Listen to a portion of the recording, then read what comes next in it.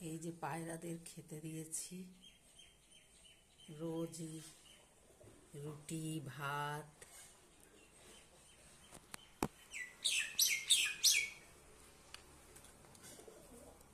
সব আসবে। বাইরের দিকে চাল দিই আর এদিকটায় রুটি রুটি দিই, ভাত দিই, সব খেতে আসবে। আর পিঁপড়েকে চিনি দিই। এত চিনি খেতে ভালোবাসে পিঁপড়েগুলো যে